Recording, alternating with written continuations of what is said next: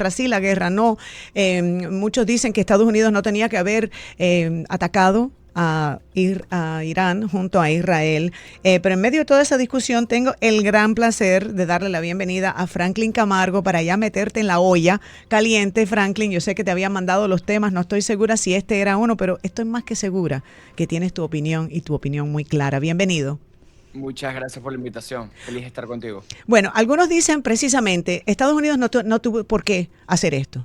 Pero el presidente dice que era una ventana de oportunidad, a window of opportunity, que en estos momentos se dio el momento para poder eliminar estas bombas, esta tecnología nuclear que tenía Irán, y este era el momento. Y él tenía la voluntad junto a Israel.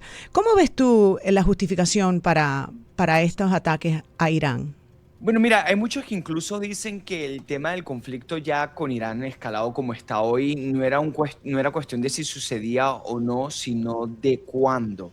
Dado que Irán incluso desde la Revolución Islámica de 1979 ha tenido como principal enemigo a los Estados Unidos. Lo llaman el Gran Satán, el Gran Satanás, e Israel es el pequeño Satanás. Irán ha sido declarado por el Departamento de Estado de los Estados Unidos como el principal patrocinador de terrorismo. Y con lo que vimos obviamente el 7 de octubre, cuando Hamas ataca a Israel e incluso se nos olvida, pero también ataca a ciudadanos estadounidenses. Más de 40 ciudadanos estadounidenses fueron asesinados el 7 de octubre. Muchos pensaron que eso ya era un punto de no retorno, dado que Hamas es financiado por Irán, obviamente, y el conflicto a gran escala era un tema más de cuándo y no de si sucedía o no.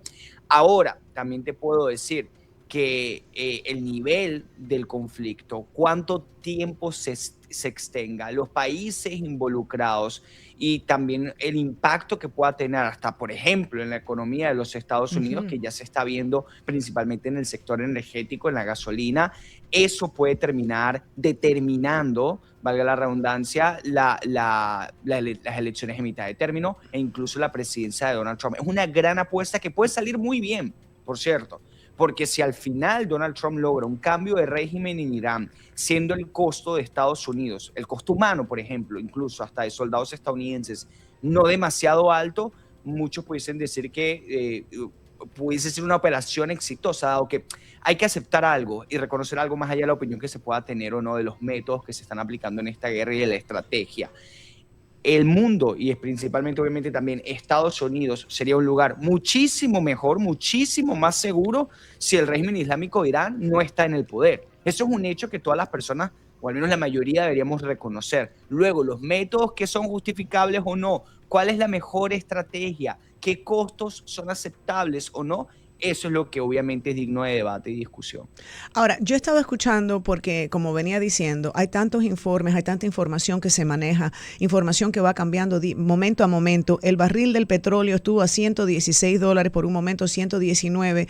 Ahora estoy escuchando de que está bajando. El presidente había hecho unos comentarios que dice que la guerra ya terminó, en el sentido de que ya se habían logrado muchos de los objetivos. Eh, ¿Cómo vemos eso? ¿Dónde está la situación energética en estos momentos? Porque sube y baja así de un día a otro, pero drásticamente, porque de $120 al barril a 80 es una gran diferencia, y más por un comentario del presidente. ¿Cómo ves esto cuando llevamos 2 semanas, casi 2 semanas, ni siquiera hemos cumplido la segunda semana? Sí, ya por ejemplo el precio de la gasolina en Estados Unidos en algunos estados ha aumentado de un 70-90% en menos de 2 semanas de conflicto. Primero, ¿por qué sucede esto? Bueno, Irán, siendo un gran productor de petróleo, dado que está en fuego activo, el riesgo de que exista un daño en infraestructura y también el temor de los mercados y los inversionistas, las empresas petroleras, las empresas energéticas, de que no se pueda producir o extraer petróleo al mismo ritmo que normalmente se haría, eso hace que la producción de petróleo disminuye, o al menos se predice que va a disminuir, y por lo tanto el precio aumenta. También está obviamente el tema del estrecho de Hormuz, este estrecho que va, o este prácticamente autopista marítima, por así decirlo, que va de Irán a Omán, en donde se transporta petróleo y está bajo control iraní. Por lo tanto, si está bajo control iraní en medio de un conflicto, en medio de una guerra, y yo, por ejemplo, deciden cerrarlo, el transporte de petróleo también disminuye y los precios van hacia arriba. Pero al final hay mucha especulación, ¿no? Y hay especulación que es producto de la incertidumbre. Sale Donald Trump y dice que la guerra prácticamente ya está ganada y el optimismo de que todo pueda retornar a la normalidad o al menos cercano a la normalidad en los próximos días aumenta y por lo tanto también los precios disminuyen por esa especulación de que la producción puede retornar a su normalidad. Pero al mismo tiempo Donald Trump ha sido claro, él también ha mencionado que esta guerra, este conflicto tiene un costo, ese costo puede ser sí energético, de gasolina, de precios de la gasolina, Y que humano, durará poco, y pero que es un humano. costo que vale la pena, también ha dicho Nacho. Es un costo humano también, que es lamentable, claro. Claro, muy lamentable y hay que decirlo. Quiero hacer esa pausa para no obviar el hecho de que hay seres humanos, hay soldados que ya han pagado con sus vidas. El presidente ha dicho que pudiera haber más bajas, lo ha dicho. Sí, Entonces no quiero obviarlo en medio de la conversación de la economía muy importante. y los otros temas. También han muerto muchos iraníes, ¿no? A raíz de este gobierno que es tan brutal. Han nombrado al hijo, fíjense ustedes, y vamos a hablar de esto, yo sé que también eres conocedor del tema. En el año 79, cuando el Shah de Irán salió del poder, parte del argumento de quienes, de la oposición en ese tiempo, era porque era como un gobierno de dinastía, obviamente era una monarquía, era un Shah, era un rey, por decir. Sin embargo, ahora es el hijo de Ali Khomeini, quien era el ayatollah que estaba en poder. Ahora han nombrado a su hijo, que creo que se llama Mojtaba Khomeini, Mojtaba Khomeini, ha asumido como líder supremo de Irán. Él no estaba preparado para ser ayatollah, es muy joven. Supuestamente no tiene la edad, la madurez, la experiencia para ser ayatollah. Sin embargo, entonces ahora estamos viendo lo que es la ironía, igual que en Cuba, tantas cosas que se dijeron en el momento que el comunismo llegó al poder. Sin embargo, hoy en día esas mismas palabras de Fidel Castro hablando de lo que no podía ser es precisamente lo que hay en Cuba. Entonces, ¿cómo ves esta hipocresía también en Irán, que han nombrado al hijo del ayatollah que ni siquiera está listo para ser ayatollah? Mira, no sorprende obviamente. De hecho, bajo la constitución iraní hay una especie de asamblea, ¿no? Asamblea de elección, en donde hay líderes religiosos, hablamos de fundamentalistas islámicos, que se reúnen y eligen el próximo líder. Es decir, ningún tipo de proceso democrático, transparente, plural, real, donde el iraní, el ciudadano iraní promedio, tiene algún tipo de oportunidad o voz o voto. No, aquí no existe eso. Aquí es un grupo de fundamentalistas islámicos que se reúnen y Ujú. deciden al próximo líder. Y aquí también entra, Sandra, la complejidad de combatir a un régimen como el régimen iraní. Donald Trump, incluso y su propia administración o algunos han intentado hacer el equivalente con Venezuela. Y aunque el régimen de Maduro, y yo siempre lo he mencionado en tu programa, es un régimen sanguinario, narcotraficante, que incluso, bueno, intentó exportar bandas criminales para desestabilizar a los Estados Unidos, el caso del Tren de Aragua. Aún así, no se puede comparar en naturaleza al régimen islámico, dado que el régimen islámico, precisamente por su fundamentalismo religioso, ellos están dispuestos a morir en su cargo feliz de la vida prácticamente. No como el caso de Venezuela, en donde Delcy, una ladrona, corrupta, criminal, igual se ve obligada a cooperar con Donald Trump porque su miedo a ser encarcelada, ser capturada y llevada a Estados Unidos o incluso ser asesinada en algún tipo de ataque, la lleva a ella ese temor, ese miedo, ese intento de preservar su propia integridad física, la lleva a cooperar con los Estados Unidos a pesar de ser una delincuente criminal. Eso en el régimen islámico de Irán es mucho más complicado. Ujú. De hecho, ellos tienen casi un culto a la muerte, en el sentido de si ellos son asesinados por los Estados Unidos por un ataque aéreo, son neutralizados, ellos realmente encuentran un tipo de regocijo y satisfacción en eso. Por eso hemos visto que prácticamente todos los días, Sandra, parece que eligen un nuevo líder. Recuerdo que hace una semana aproximadamente, incluso hubo un ataque muy, muy preciso a esa asamblea de elección donde se reúnen los líderes religiosos porque estaban reunidos para elegir al próximo líder.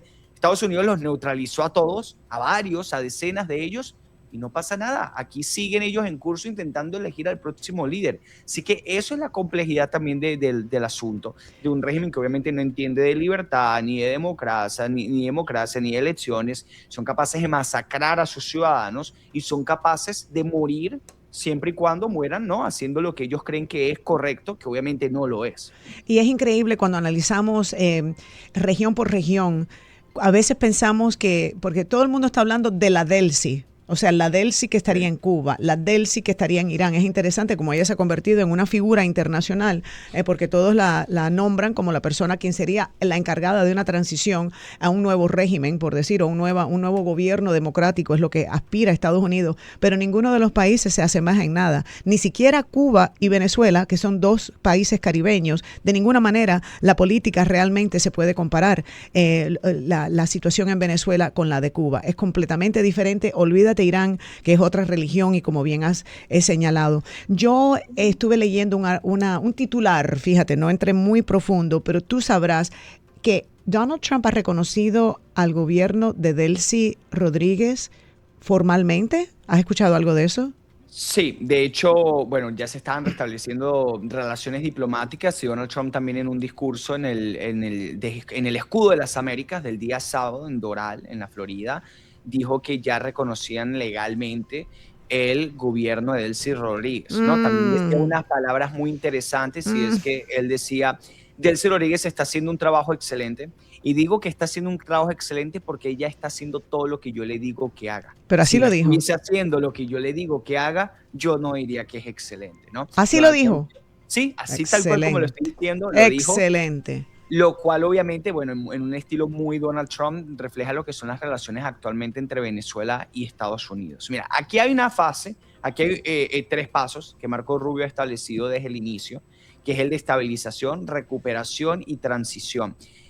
Hay la prioridad, existe la prioridad, por supuesto, de que en Venezuela hayan elecciones, pero esas elecciones no pueden existir, plantea la administración de Donald Trump, tan pronto. No pueden existir si las instituciones siguen secuestradas por el chavismo, si no hay un cambio del sistema, si no se liberan a todos los secuestrados políticos, si no hay incluso cierta estabilidad económica, y es a eso a lo que está apostando la administración de Donald Trump. A mí me gustó mucho cuando Marco Rubio fue al Congreso hace aproximadamente un mes y en una audiencia en el Congreso respondiendo a preguntas a demócratas, a republicanos, y él decía, aquí hay una gran oportunidad, no existe una garantía, pero hay una gran oportunidad de que Venezuela pueda ser libre y que Venezuela pueda cambiar.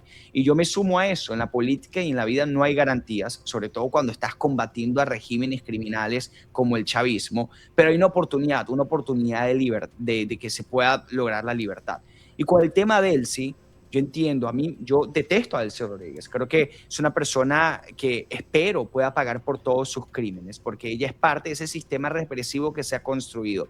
Pero con el tema de relaciones entre Estados Unidos y Venezuela, hay que prestar más atención a las acciones que a las palabras. Sí, Donald Trump saldrá y dirá que Delcy Rodríguez es presidenta, que ella está haciendo un excelente trabajo, pero al final lo que nos debe interesar y lo que debemos juzgar más son las acciones. Al final el presidente que se metió a Venezuela en una operación arriesgando soldados, arriesgando recursos, recibiendo crítica de las organizaciones de Naciones Unidas y otros países para capturar a Maduro y llevarlo a una cárcel, a una prisión federal, fue Donald Trump. Así que su administración se merece, sin ningún tipo de duda, confianza en este proceso. Y Marco Rubio, ni hablar, que ha sido un aliado histórico de la causa venezolana por muchísimo tiempo. Y que confiamos realmente entiende esta problemática a fondo. Vamos a hacer una pausa, pero cuando regresemos quiero hablar contigo acerca de este cargamento de oro venezolano de $100 millones que ha recibido Estados Unidos. ¿Qué significa? Estamos regresando a tiempos coloniales. ¿Lo compraron a un precio justo? Franklin Camargo nos va a dar su opinión sobre esto y otros temas que tenemos sobre él también. Nos ven por América TV. A todos los televidentes, bienvenidos a este espacio.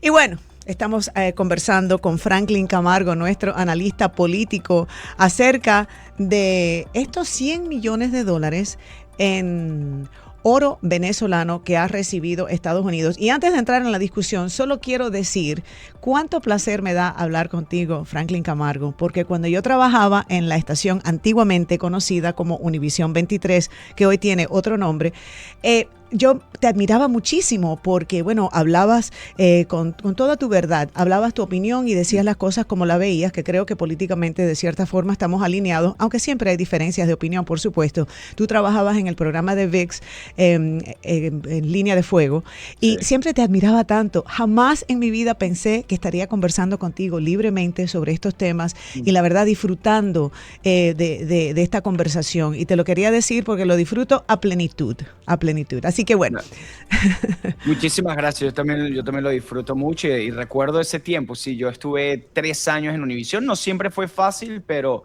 la verdad fueron buenos años. No, y siempre me sorprendió que hablabas la verdad, porque bueno, la Eso a línea, veces es lo complicado. la línea editorial era diferente. No, no, nunca se decía, nunca me impusieron nada, pero uno sabía que tenías que estar con una manera o si no, pau pau para ti. Pero bueno, y Sí. uno que es yo que vengo del exilio cubano, tú sabes que tenemos nuestras opiniones. Pero bueno, vamos a lo que hay. Estados Unidos ha recibido este cargamento de oro venezolano de $100 millones. ¿Qué significa esto? Y es como los tiempos de colonialismo donde Estados Unidos se está aprovechando de Venezuela. No, es una negociación mutua. Mira, en un mundo ideal, de hecho, en una Venezuela ideal, que bueno sería que exista ese intercambio entre Estados Unidos y Venezuela, intercambio que obviamente cubra todos los ámbitos en donde Venezuela es rica, en donde tiene recursos, en donde tiene oro, en donde tiene petróleo, porque de qué sirven tener esos recursos si no se están utilizando. Esto obviamente forma parte del proceso de estabilización y recuperación del cual Estados Unidos hablaba y de un nuevo episodio de relaciones entre ambos países. De hecho, hasta hace unos 5 o 6 días, Estados Unidos tenía sanciones a Venezuela que limitaba la exportación de oro venezolano Mm. a Estados Unidos o a empresas estadounidenses. Es decir, ese intercambio no podía existir. Y sucedieron dos cosas. Primero, una ley en la Asamblea Nacional, ilegítima, por cierto, y corrupta, siempre es importante hacer hincapié en eso, pero es la Asamblea que al menos tiene el ejercicio y las funciones en Venezuela.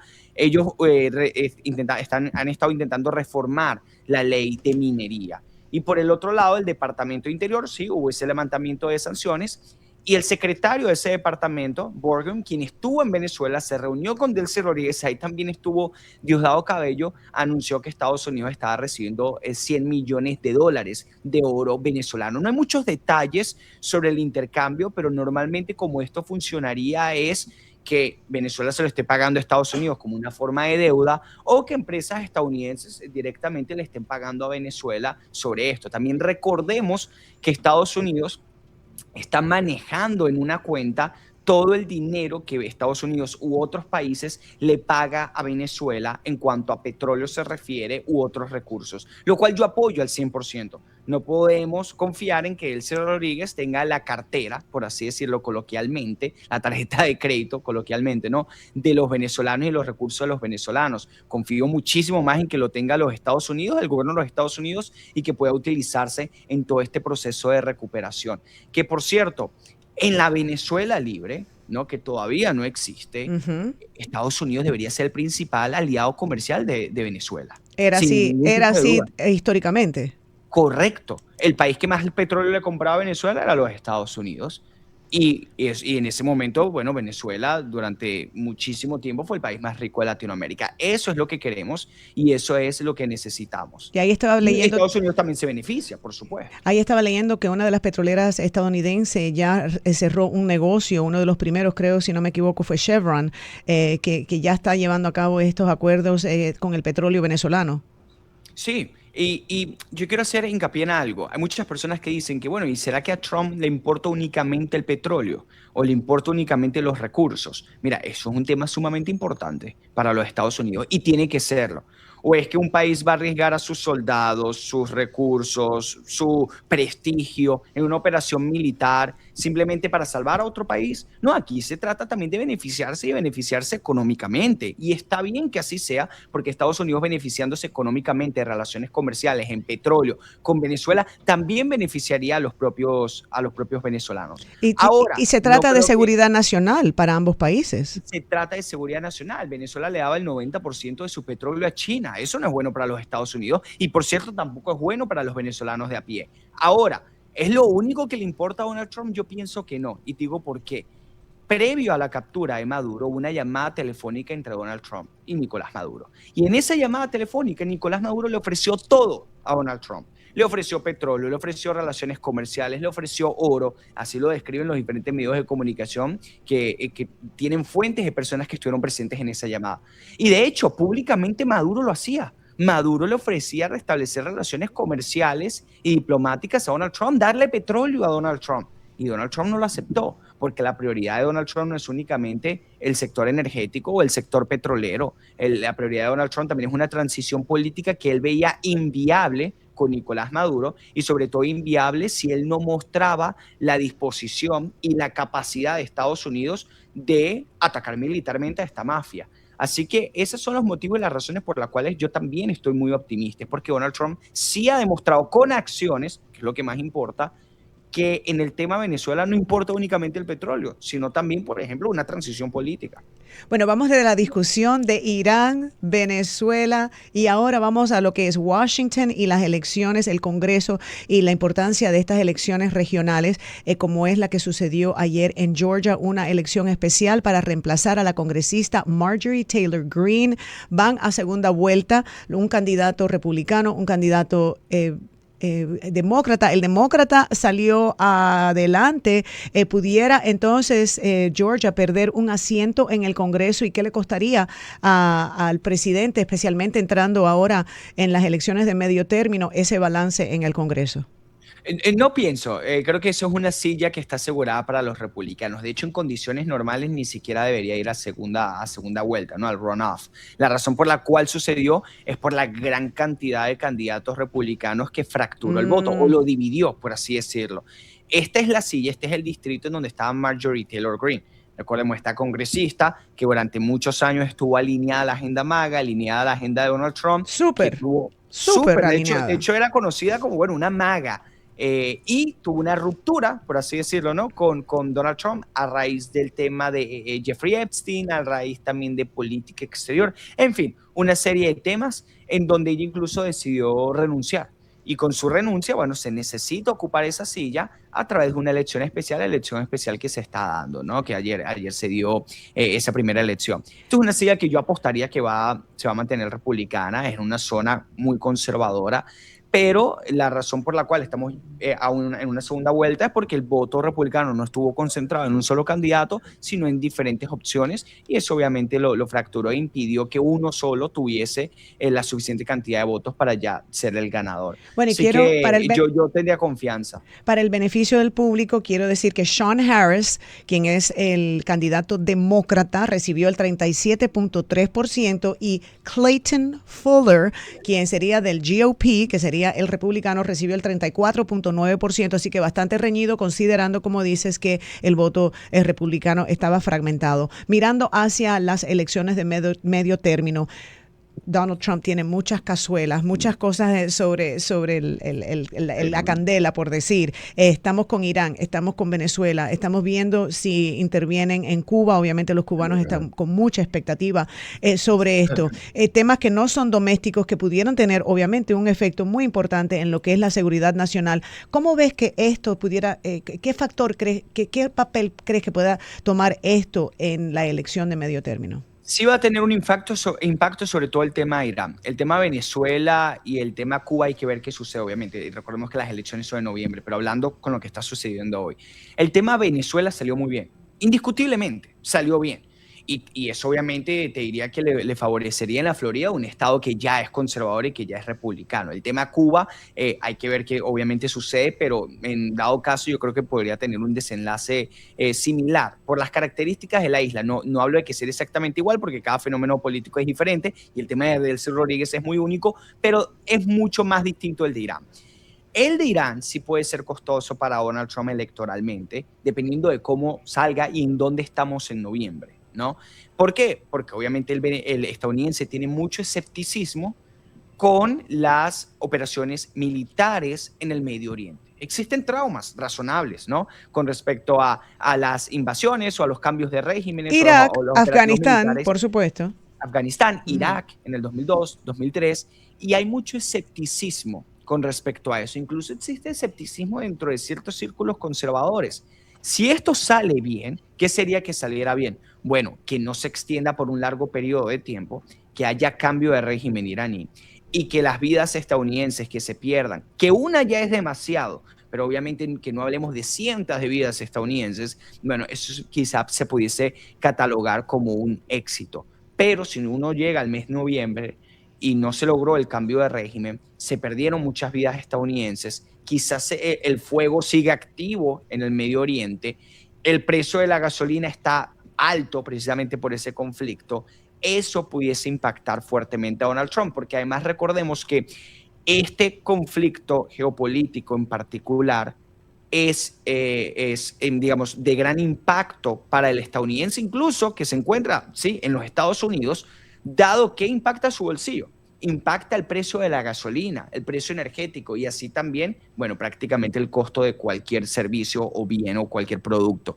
Así que esa es la gran apuesta que ha hecho Donald Trump. Donald Trump ha probablemente con esto hecho la mayor apuesta de su administración, en donde puede ganar muchísimo, pero también puede perder enormemente. Ojalá se gane. Y ojalá se gane no solamente por la simpatía que yo pueda tener con esta administración, sino porque Estados Unidos y el mundo sería un lugar mucho más libre y mucho más seguro sin el régimen islámico de Irán. Pero de esto no hay ningún tipo de duda. Bueno, muchísimas gracias.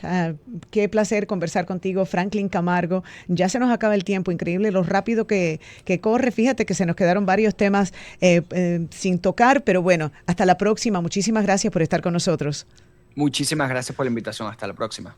Bueno, y mi gente, hablando del Congreso y el balance en el Congreso republicano-demócrata, vamos a darle la bienvenida cuando regresemos al candidato a el Congreso, al asiento que actualmente ocupa la congresista republicana María Elvira Salazar. Vamos a conversar con Elliot Rodríguez, una persona que yo he conocido durante toda mi carrera, un periodista de televisión del canal 4 que se retiró de esa función y ahora aspira a este escaño. Vamos a conversar con él. En cuanto regresemos, están conectados con...